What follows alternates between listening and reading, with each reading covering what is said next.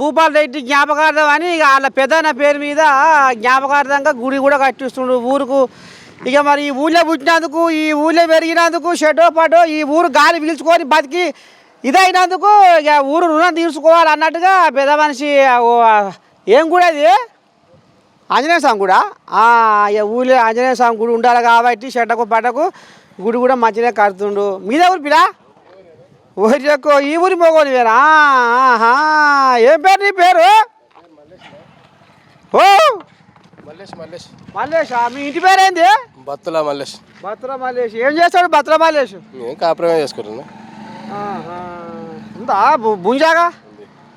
మరి ఏం సంగతి? మరి రేవంతమయ్య ముఖ్యమంత్రి అయినాక ఊరు ఎట్ట ఉంది? రూపురేఖలు ఎవరైనా మారినాయా? రూపురేఖలు అన్నీ మారినాయి. మా ఊరి రూపురేఖలు అన్నీ మారినాయి. ఎట్ట రూపురేఖలు మొత్తం ఏం తీసుకొచ్చిండు? ఏం తీసుకొచ్చిండో అన్ని తీసుకొచ్చిండు. మా దానికైతే అన్ని పనులు మంచిగా నడుస్తున్నాయి. మాకైతే అన్ని మంచిగా నడుస్తున్నాయి. చిన్నగా ఉన్నప్పుడు ఏం పని చేసేది రేవంతం సారు?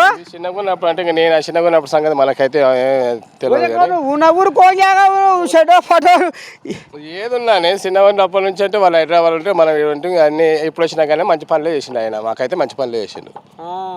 అయితే ఆయన ఫస్ట్ జడ్పీటీసీ అయిందట. అప్పుడు కూడా పట్టణంలో ఉండ ఇక్కడ లేడా? జడ్పీటీసీ మాకేం కదా అక్కడ. జడ్పీటీసీ మాకేం కాలేదు ఇక్కడ. మన కొడగల్ ఎక్కడైనా కానీ ఊరైతే ఈ ఊరేగా. ఊరైతే ఊరే ఫస్ట్ నుంచి అయితే మాకు అన్ని మంచిగా వచ్చిందంటే అందరు ప్రతి మనిషిని కలుసుకునేది, అందరితో నిమ్మలంగానే మాట్లాడేది. వీళ్ళతోటి ఏంటంటే అది లేకుండా అంతా నిమ్మలంగానే ఆయన వచ్చిందంటే అందరికీ కలపలుగానే ఉండేది. అప్పటి నుంచి అయినా ఉంది, ఇప్పటి నుంచి కూడా ఉంది.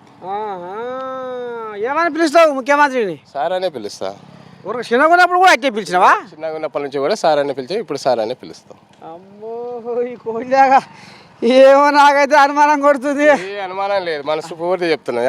అనుమానం అనే ఆలోచన లేదు. ఆయన వచ్చిన అనుకుంటే 10 మంది జాతర వచ్చిన అనుకుంటే పండుగ అనేది ఉండేది. ఎవరిని ఇచ్చిన చూపకపోతే అప్పటి నుంచి అయినా కానీ. ఈమెవరు? మా భార్య. ఓ అమ్మా ఏం పేరమ్మా? ఎట్ట అనిపిస్తుంది మరి మీ ఊరైన ముఖ్యమంత్రి మరి షెడ్డో పడ్డో వరకు ఇక తెలంగాణ పైసలు బాగానే షెడ్డో పడ్డో ఇక్కడ మంచిగా సజెస్తున్నట్టుగా ఊరు కోసం అంతేనా? మరి ఎట్టా ఇప్పుడు పెద్ద మనిషి ముఖ్యమంత్రి మరి మంచిగా కొండారెడ్డి పరి జనాలు ఏమనుకుంటారు? గుసగుస ఏమనుకుంటారు? మంచిగానే అవుతుంది. మన ఊరు మంచిగా అవుతుంది, మనం మంచిగా అవుతాం అనుకుంటున్నాం. మన ఊరు మంచిగా అవుతుంది, మనం మంచిగా అవుతాం అనుకుంటున్నాం. అమ్మని సామి రంగా ఇక మన దరిద్రమే ఎడవాసిపోతుంది అనుకుంటున్నాం. మేమైతే అనుకుంటున్నాం. మాకు అన్ని ఇంకా మంచిగానే అవుతాయి అనుకుంటున్నాం మేము. అంతేనా?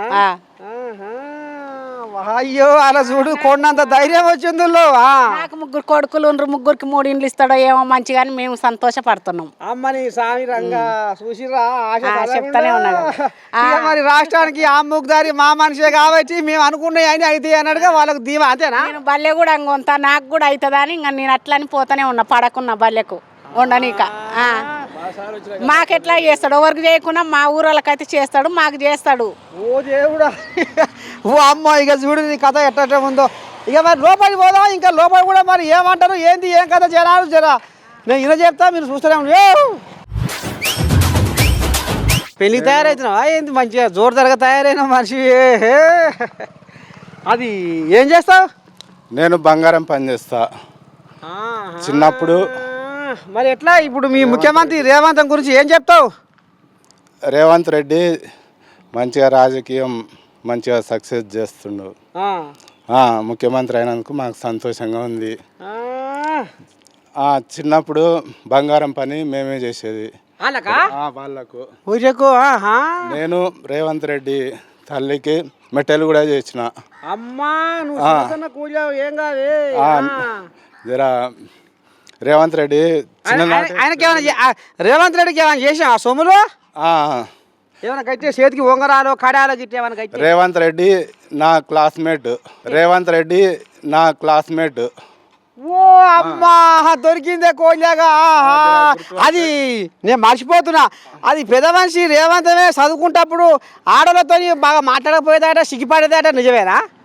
అట్లా అని అది కానీ ఊకేసారు అన్నీ కథలు పెడుతున్నావు.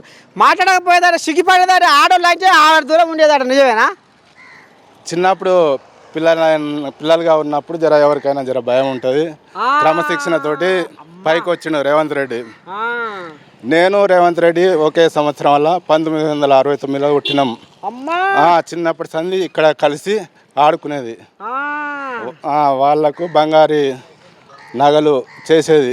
అమ్మా జర మమ్మల్ని గుర్తుపడితే మంచిగా ఉంటుందని బాగుంది. ఇప్పుడు నువ్వు నీ క్లాస్మేట్ అంటున్నావు, నేను గుర్తుపడతలేడా ఏటా? జర ఊళ్ళో అంతా మంచిగా చేస్తే జర స్వర్ణకారులకు జర మంచిగా చేస్తే బాగుంటుందని అనుకుంటున్నా. మొత్తానికి రేవంతమే నీ దోస్తే అంటావు? దోస్తే ఇద్దరం ఒక సంవత్సరంలో పుట్టినాం. 19 ఏదో వరపతి కాడ మీటింగ్ పెట్టినారే, మరి నువ్వు పోయినావా మొగోని? ఇక ఇక్కడ వచ్చినప్పుడు కలిసేది రేవంత్ రెడ్డి, ప్రతి దసరాకు వచ్చినప్పుడు కలిసేది అంతే. మొత్తానికైతే రేవంతమయ్య దోస్తు అయితే దొరికిండు. ఇక షెడ్డో పాటో కోడిలాగా ఆమాయం వెళ్ళబోసుకుంది. గీయక్కడి కోడిలాగా ఏ ఊరి ప్రియా? ఓహో ఇక చూసినావే, నువ్వే అంటే నువ్వే ఈ మా తీరై ఉన్నట్టున్నాయి. ఈ సంగతి ఏందో చూద్దాము. నువ్వే మాట్లాడే నువ్వే ఉన్న ఊరి గురించి మరి పెద్ద మనిషి షెడ్డో పాడో మరి ఊరికెళ్ళి ముఖ్యమంత్రి మరి ఏందో ఏం కథో రెండు ముచ్చట్లు చెప్తారేమో అంటే వరకు నువ్వే మాట్లాడాలి. మన అతను కూడా పంచాయతీలకనే ఉందేమి బాగోతాము.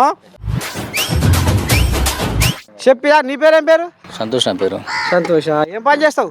నేను ఇక్కడ డ్రైవింగ్ చేస్తాను. ఎట్ట ఉంది మరి ఇప్పుడు కొండారెడ్డి పల్లి సంసారము ఏంది ఏం కథ? మరి రేవంత్ రెడ్డి ముఖ్యమంత్రి అయినాక ఊరిని మర్చిపోతుండా, లేకపోతే ఏమైనా గట్టిన ఏడకి షెడ్డో పడ్డో ఏమైనా సరఫరా చేస్తుండా? పండుకున్నారు అది ఊరు లేపుకొస్తున్నాను అన్నమాట. అట్లా పండుకున్నారు అది ఊరు లేపుకొస్తున్నాను అన్నమాట. అట్లా చేస్తున్నట్లు ఆ విధంగా చేస్తుంటాను అట్లా. అంతేనా? అంతే. సరే గల్లీ చూడరు